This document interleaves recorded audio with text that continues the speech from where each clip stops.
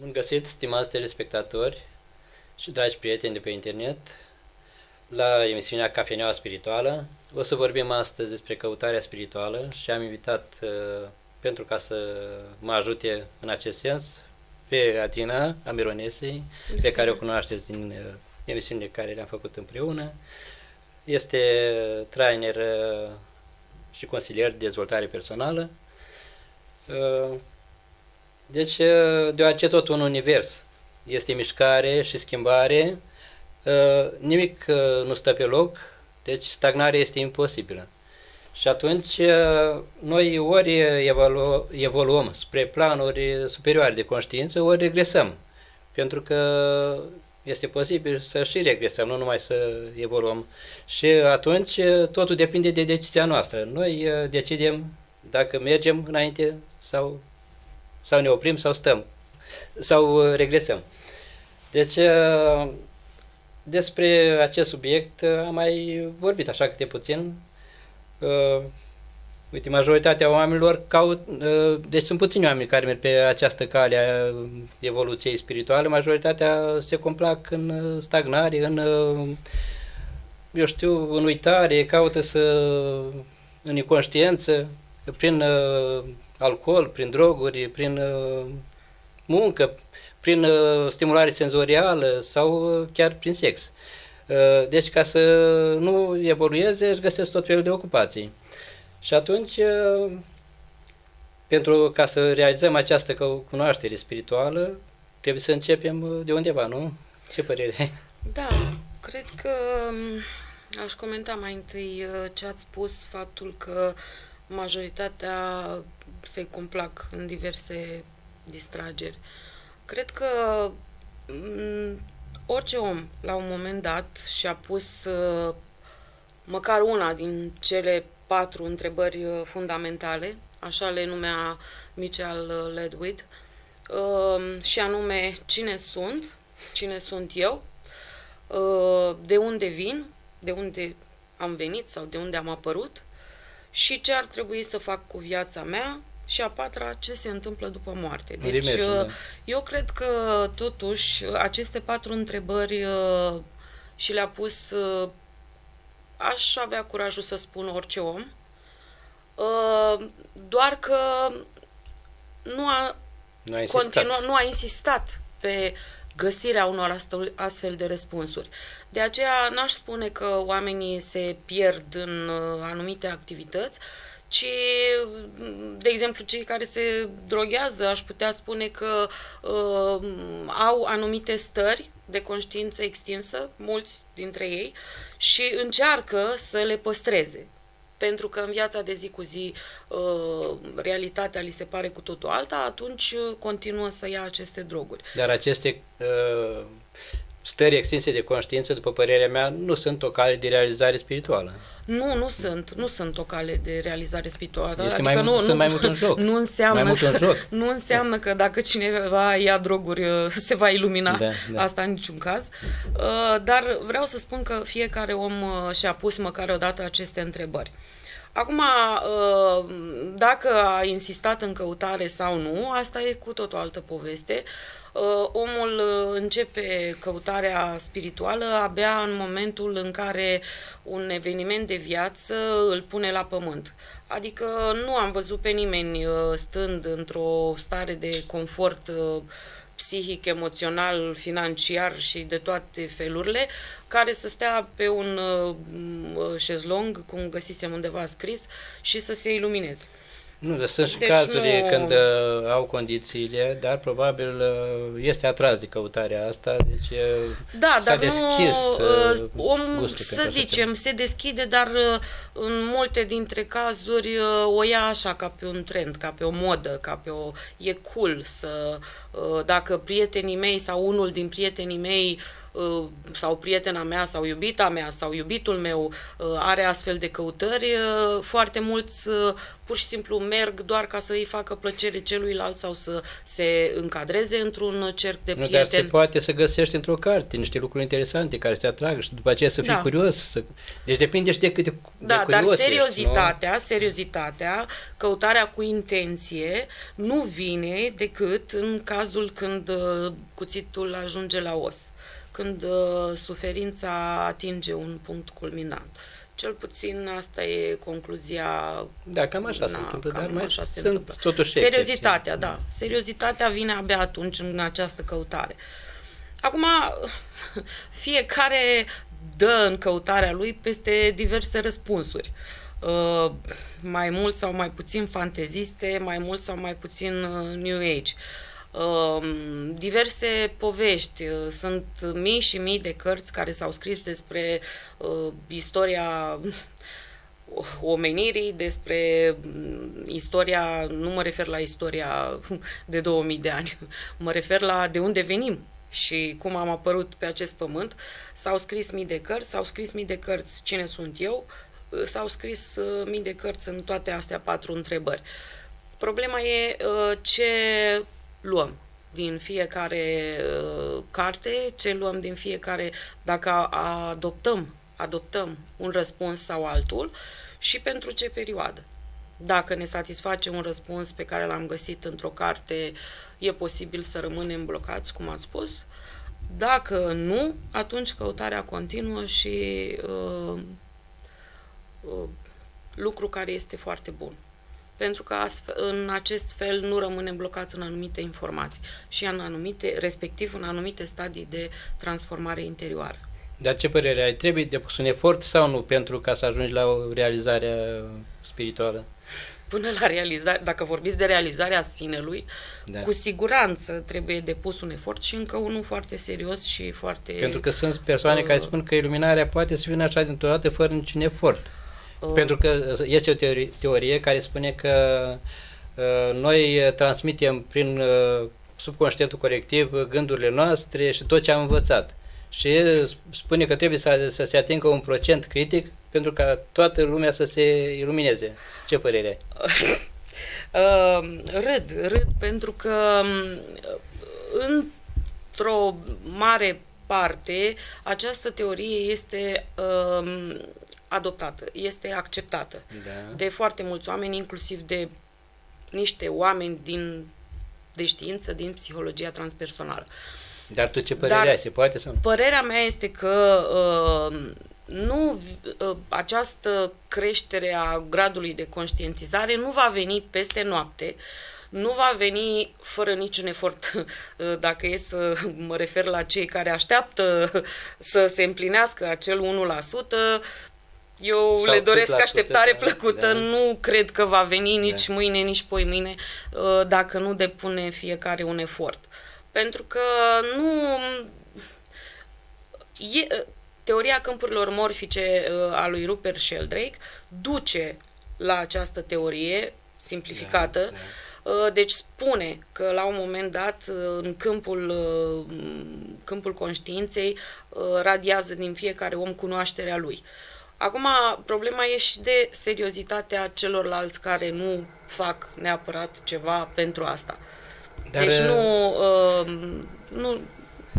Dar fiindcă gândurile vin din subconștientul colectiv, pot să vină niște gânduri, să bâzi așa prin mintea fiecăruia. Absolut. Dar lipsește înțelegerea. Nu le înțelegi. Lipsește înțelegerea, deci, am văzut foarte mulți... Pentru ca să ajungi la o înțelegere, trebuie să muncești, nu? Da, am văzut foarte mulți oameni care se visau diferite fraze pe care nu le înțelegeau și personal sunt convinsă că este din acest câmp în care suntem toți. Deci mai trebuie îndeplinit o condiție. Da, mai trebuie îndeplinit o condiție să înțelegi ceea ce primești în vis sau în alte stări de conștiință extinsă. Deci este necesar muncă, efort individual. Și de obicei aceasta este o decizie greu de ales, să alegi efortul. Majoritatea vor să aibă o viață ușoară, fără efort. Și rețete, multe rețete. Și chiar se complac într-o stare de lipsă de libertate, de sclavi. Deci sclavi așa în ghilimele. Da, în general oamenii spun că nu au de ales. Întotdeauna avem de ales între a sta într-o situație care nu ne stimulează creșterea, în care nu ne stimulează evoluția, dezvoltarea, întotdeauna avem de ales, doar că nu ne convin consecințele, am mai spus într-o emisiune asta, și atunci spunem că nu am de ales. Întotdeauna avem de ales între a face un lucru. Dar această stare, cum am spus eu, de sclav în ghilimele, este din cauza că omul nu vrea să-și asume responsabilități, nu? Este și foarte greu să ne asumăm responsabilități. Și atunci se complace, pentru că altul decide în locul lui. Da. Și atunci, dacă îi asiguri omului o viață relativ așa, să-i dai mâncare, să-i dai o locuință. Da, strictul necesar. Atunci omul poate fi mai ușor de manipulat, nu? Absolut, da. Vreau să spun un capitol important al căutării spirituale este ceea ce numesc cei din psihologia transpersonală spiritual bypass. Deci bypass spiritual. Este etapa în care oamenii consideră că doar anumite activități sunt spirituale, doar anumite filme sunt spirituale, doar anumite informații sunt spirituale și restul sunt viața de zi cu zi este undeva sub demnitatea lor spirituală, iarăși pun ghilimele.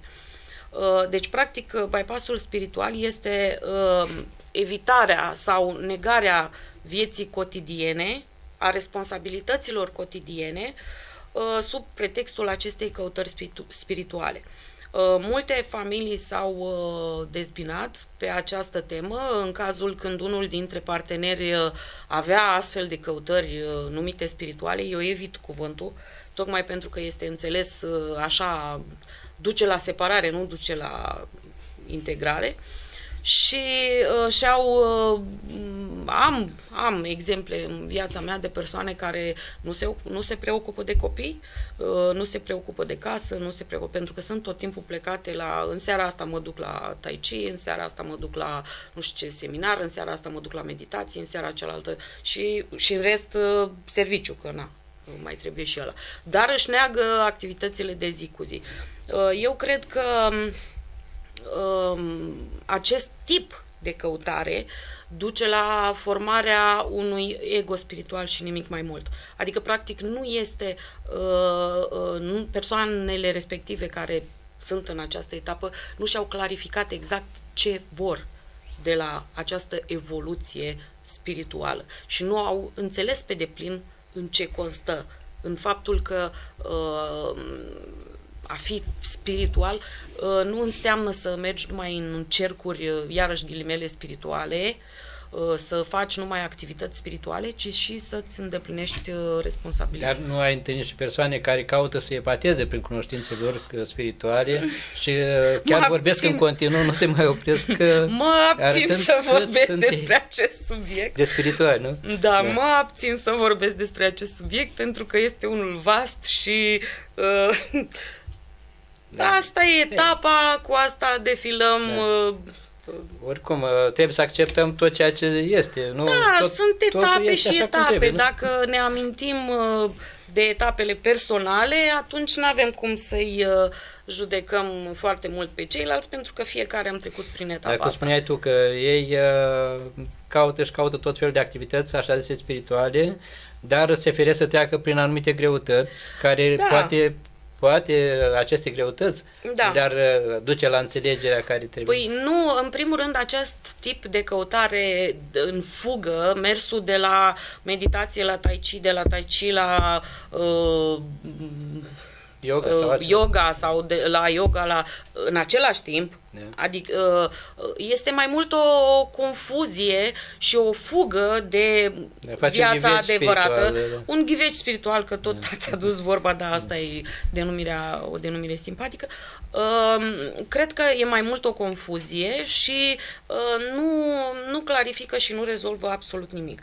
Deci, până la urmă omul tot va ajunge să dea față în față cu umbra sa, cu lucrurile care ies, pentru că, în general, persoanele care sunt în etapa asta nu vor să recunoască umbra neapărat. Pentru că umbra face parte din viața de zi cu zi.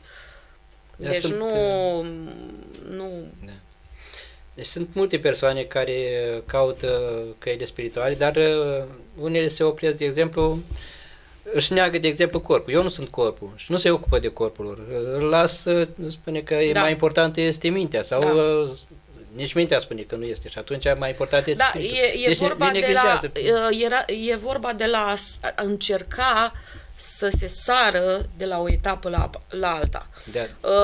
Nu se face întotdeauna, încercarea asta de a sări de la o etapă la alta nu se face neapărat conștient.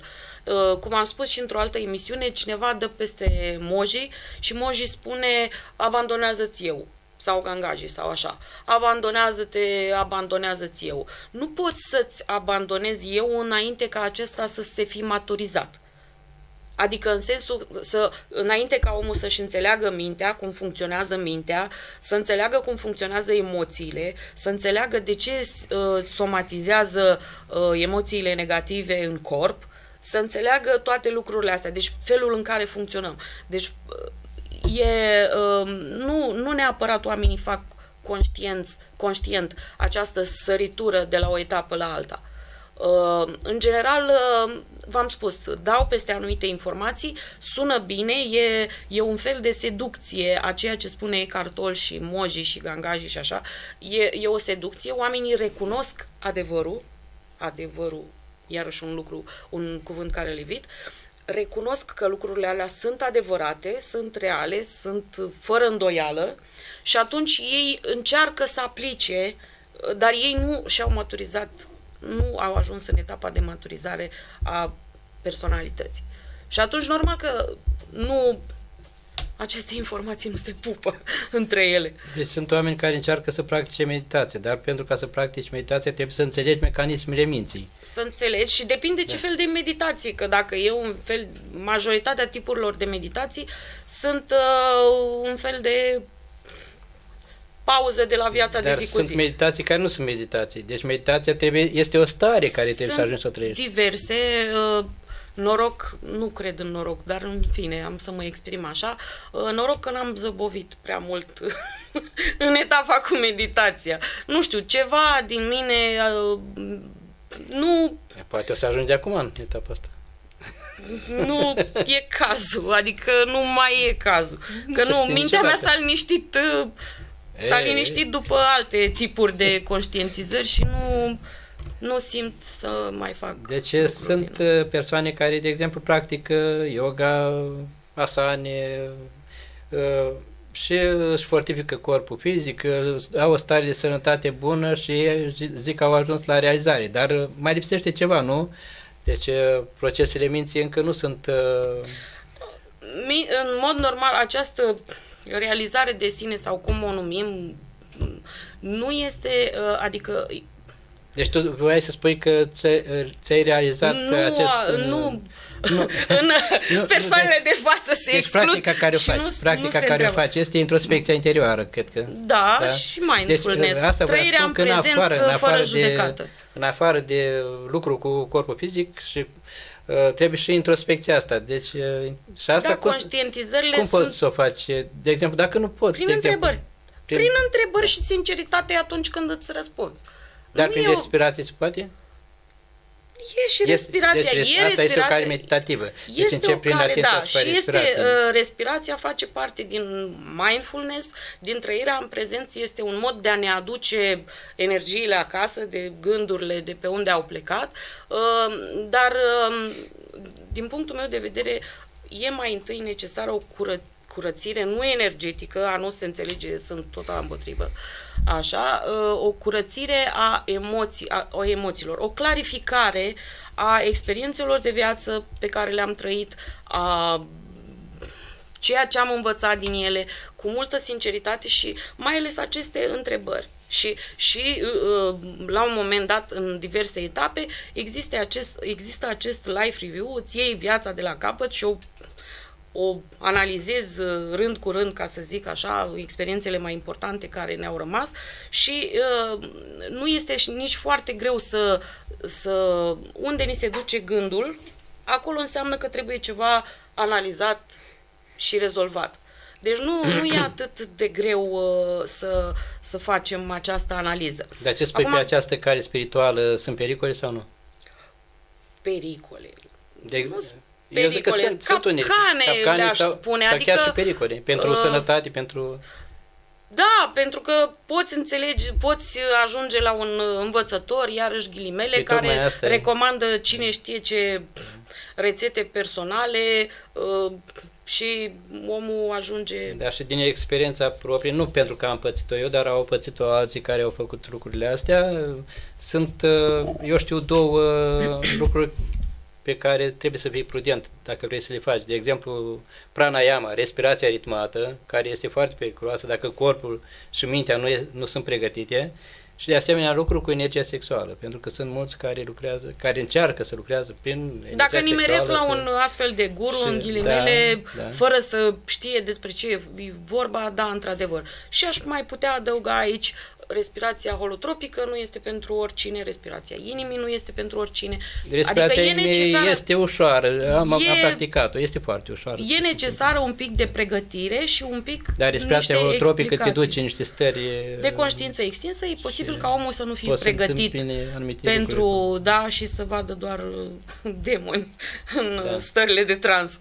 Deci nu, eu cred că e să cunoaștem cea mai bună idee în această căutare ar fi să înțelegem etapele, stadiile prin care trece, stadiile de transformare interioară și pentru cineva care le-ar cunoaște de la început, dacă eu aveam acum 9 ani, 10 ani aceste informații, cu siguranță aș fi stat și mai puțin în etapele respective, pentru că știam despre ce e vorba. Aș vrea să amintesc, îmi pare rău că nu a fost timp, vroiam să vorbim și despre așa numita noapte întunecată a sufletului. Poate să vorbim într-o emisiune, un subiect mai vast este, nu? Nu cred că e necesar neapărat o emisiune. Care ar fi ultimul lucru la care trebuie ajuns pentru a realiza căutarea, deci desăvârșirea căutării spirituale? Eu cred că ultimul lucru care trebuie realizat este iubirea, nu? Da, dar e așa, metaforic, sună, dacă deci cineva ar auzi... Iubirea este de mai multe feluri, este fizică, este mentală, este spirituală. Cuvântul este, adică duce prea mult la metaforă și din dar dacă nu ai ajuns să trăiești iubirea, atunci nu ai ajuns să îndeplinești... pentru mine, în ultima etapă, și nu doar pentru mine, ci pentru foarte mulți cercetători din psihologia transpersonală, ultima etapă este etapa unitivă, etapa când ești conectat. După ce ai ajuns la iubire. Da, dar e metaforic. Vreau să spun că este etapa de conectare totală cu, în afară corp, emoții, că asta e în etapele precedente, dar în etapa unitivă ești conectat cu universul, cu semenii, îți dai seama că faci parte din acest ceva mai mare decât tine și nu ești nici singur, nu ești... Etapa unitivă este realizarea sinelui despre care vorbesc. Uite, un citat de Osho, care el spune tocmai ceea ce ai vrut tu să spui acum. Deci cele 3 etape ale iubirii sunt iubirea fizică, iubirea psihică și iubirea spirituală. Când am ajuns la ultima, atingem divinul. Când Iisus spunea Dumnezeu este iubire, el dădea cea mai exactă definiție a iubirii. Ultimul lucru întâlnit în drumul spre divin fiind iubirea. Dincolo de ea domnește necunoscutul. Nu îl putem defini pe Dumnezeu decât prin ultima noastră realizare, iubirea. După acest punct nu mai există nicio experiență, pentru că nu mai există nici experimentator. Picătura s-a unit cu oceanul. Deci asta este ultima, după iubire. Da. Picătura se unește cu oceanul. Sunt multe de spus și până și trezirile sunt de mai multe feluri. Trezirea din automatism, mai întâi observi că funcționezi pe pilot automat, după aceea trezirea inimii, adică găsirea acestor capacități de empatizare, de compasiune, care, dacă vreți să le numim iubire și mai e și realizarea aceasta a sinelui. Dar sunt multe lucruri. Timpul nostru a expirat. Sunt foarte multe lucruri de spus și nu încap.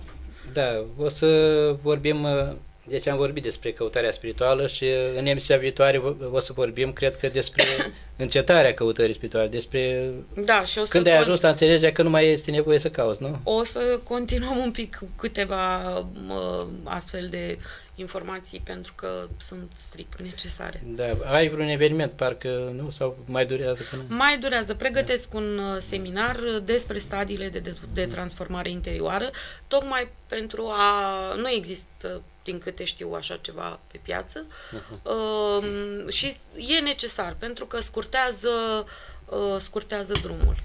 Da, mulțumesc pentru ajutorul care mi-ai dat în emisiune. Mulțumesc și eu pentru invitație. Mulțumesc telespectatorilor pentru atenție. Vă așteptăm la alte emisiuni interesante. Până atunci vă urez toate cele bune. La revedere! Bună seara!